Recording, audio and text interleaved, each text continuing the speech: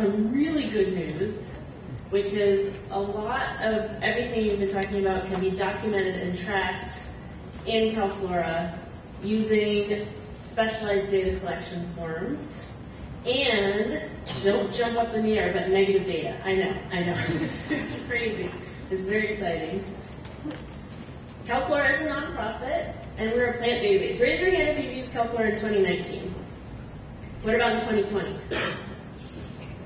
So I'd say like 95% 2019, 80% in 2020. That's great. And we provide information on wild California plants for conservation, education, and appreciation. I'm going to emphasize that wild a lot in this talk. Here's our team, and I also want to point out we have a lot of volunteers, many of you in this room, who help us lead hikes, curate reference photos, correct common names, let us know when a new species that is discovered. So this is Kier Morse. He's one of many volunteers, and we really appreciate all your help and your feedback. As Russ mentioned, I have my MS in GIS. I don't have a degree in botany, so I'm a database person. I've been working with plants for 10 years, and I'm learning a lot, and I'm still learning, so I'm excited to be part of that. As a database, we contain all 10,000 native and introduced species that grow wild in the state of California, and if you discover a new one, Julie, you just let us know and we'll put it in the database.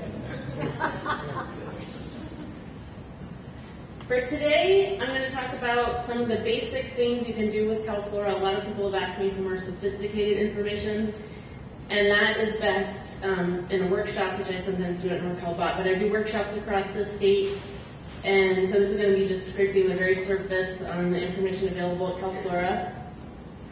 Talk a little bit about iNaturalist, because that's some new and exciting good news about curating and bringing iNaturalist records into Calflora. The data collection forms that are now available, there's a new one as of last week, and a bunch of you in the audience to thank for that. And then, as I mentioned, negative data. Raise your hand if you've seen a taxon report page, a page that looks like this from in Calflora. That's probably most of you who use Calflora. This is, if you look at our statistics, who lands where in Calflora, this is what people use the most. The bloom month, reference photos. As I mentioned, we have volunteers curating these reference photos. You can have as many reference photos in here as the reference photo editors choose to have. And if you'd like to be one of those people, let me know. If you don't like Brian's picture and you have a better one, you can switch it out and put it in your own photos, other people's photos. We do receive a photo feed from CalPhotos, which is part of the UC system. We're not part of the UC system, but when you click on here, it takes you to the UC CalPhotos, so it's a little confusing to say we're separate from them, but they're generous to share their photos with us. On these taxon report pages, you'll find the scientific name, the authors, common names. Just this morning, someone was saying, oh, and I have some more common names to add to this species. Great, let us know. If there's more common names that would be helpful there, we can add them. You can also get information about nursery availability for all native species in the database. Just an example for one of them. The family, the genus, subspecies, and varieties. Oh, Steve Rosenthal, nice photo. Oh. If a species is not native and it's listed in the California Invasive Plant Council inventory, you can click here and find more information about that from Calipsy. And then we also have quad level data available from Calipsy. Alternate names. Any name, old or new, we crosswalk within the Calfora database. So whether you're looking for a name from a long, long time ago, a long ago, or today, you can find it. And we don't change old data. So if someone submitted something using an older name and now it's called something else, like the Mimulus story, we maintain the Mimulus name, but anybody looking under duplicates will find the Mimulus. And then here's, lots more information about the species on the taxonomy page. We have a new feature available on what grows here. I just have one slide on this because it's new and really cool. You can start typing in a location name and choose it on the map that way by starting to type. Raise your hand if you get Calfora emails, because that was announced in the Calfora email, but I don't think a lot of people actually get those emails. Maybe half, 40%. So at the end of this presentation, there's our email address. And if you want to be updated on new, exciting things like this, make sure you sign up for our email news. They come out about once a month. So that's a small sample of various ways you can take information and data out of Calfora. How many of you put data or information into Calfora? Show of hands.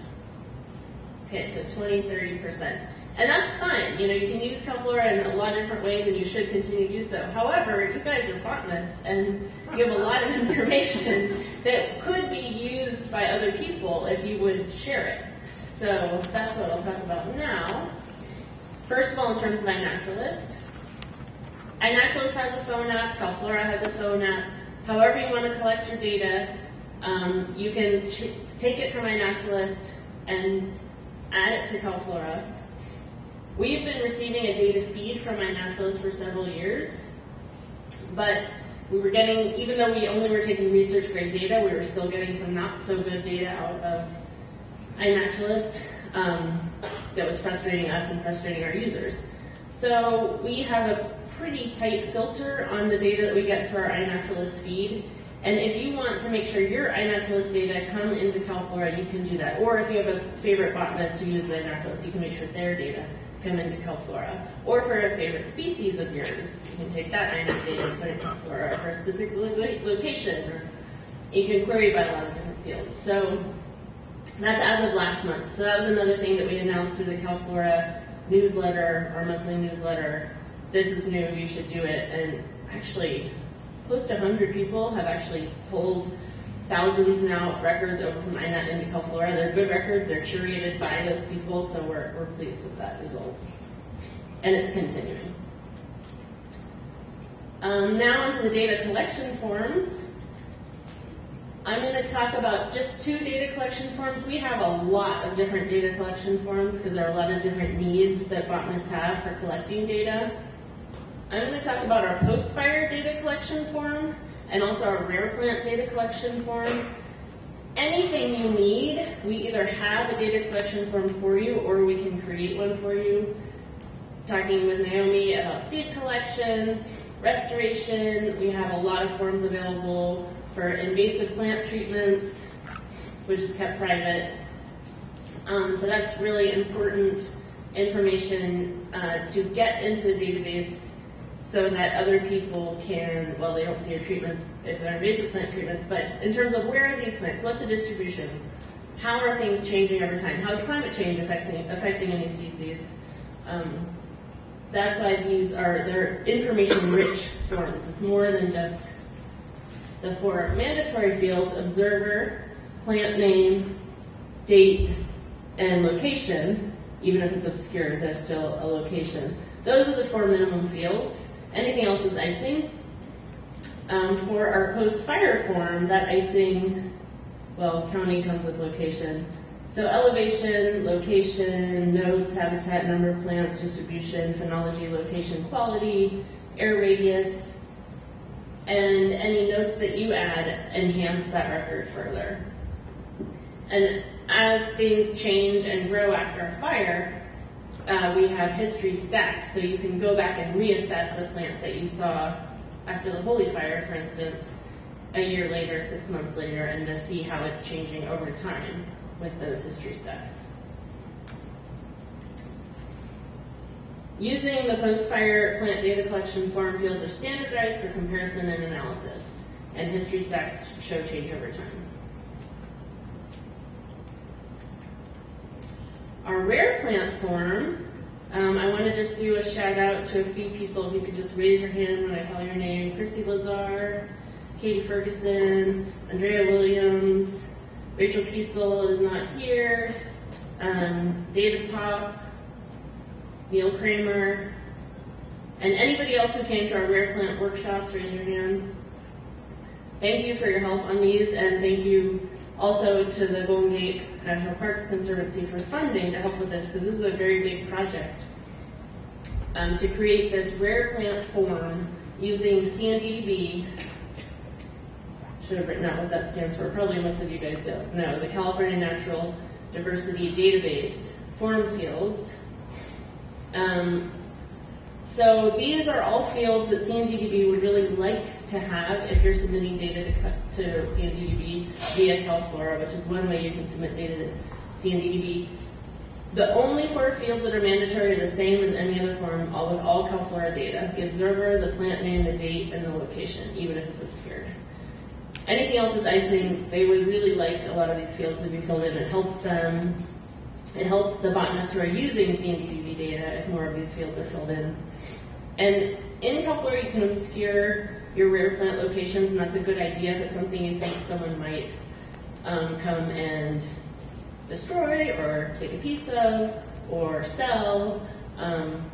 So that's your decision to obscure or not. And if it is obscured and you still want CNDDB to have the exact location, there's now, as of last week, a pathway to say, I allow CNDDB to have my exact locations of my rare plant observations in Calfora, and that's an opt-in. Default is you're opted out, but you can opt into that now. And these are all the fields that they asked us to put on the form that really help them. And if you have more questions about that, the people in the audience will help me answer those questions at the end. Using the CNDDB rare plant data collection form, fields are standardized for comparison and analysis. You may opt to allow CNDDB staff access to exact lat long, even if you decide to obscure the location for the general Calfora community.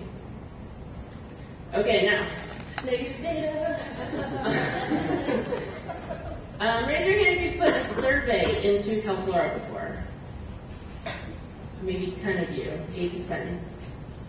A survey is a shape saying this is where I was, and then a plant list that can be copied and pasted out of PDF, Excel, however you keep your plant lists. And Calfora checks the spelling of all your species on your plant list, and if it's not correct, it says this one was not accepted, and then you have the opportunity to correct it. And if you searched your polygon and did not find something, you can indicate now 0 plants. And on the surface, it's like, well, that's not so cool, because I was hoping to find it. But it's really important, I'm sure you all understand this, how something was there, or you thought it was there, and then actually wasn't there, and then tracking that change over time. Is it totally extirpated? If it's an invasive plant, that's fine. If it's a rare plant, it's not so good. And being able to log that in a database to track it. Okay, great. So I have 3 minutes left, and I was hoping I would get to do my bonus section 5, some questions I've heard in NorCalBot since I've been here. Julie mentioned we have layers. She was using this layer, the precipitation layer. We have maybe a dozen or 15 different layers that you can look at and query by. They're on the map, just above the map. They're on all of our maps. And here's another one that a lot of people like is watersheds. If you want to query by one watershed, we also have sub-watersheds if you zoom in. So I don't have time to go into this in a lot of detail, but there's many different ways to query areas for what plants grow there. Only rare, only native, only invasive, only non-native, by date, by observer, by location, by watershed, by protected area. So this is just a beautiful picture. And there's the precipitation. And then somebody asked for the data dictionary, which is available online, and I also just, on our website, I also pasted it up here. So you can see all these different fields that are available in Calfora. You should sign in for a more personalized Calfora experience. If you have your observations, your preferences, if you want your data to go to CNDDB or not to go to them, but if you want them to see your exact lat long, your profile, your plant lists, you can create a plant list and query by that plant list. Someone was saying, can I query just by a rare plant, rank 1? Yes, you can create that. Your email alerts and your searches, for instance. And then here's some more even really good news also. Yes, you may query by your very own plant list. Just said that. Yes, you may load published observations on the Calfora phone app and revisit your or someone else's published data to create history stacks. So that's in the map interface. You see your little blue dot and then you see all these other observations in the area where you are that somebody else published on Calfora, and you can go refine them and reassess them. No, we do not assume you want your uploaded data published. It comes into Calfora as unpublished and remains that way until you decide it's ready to publish. Yes, you should include your URL or link in emails to us, and here's our email address. And yes, we are celebrating our 20th anniversary this year. Woo!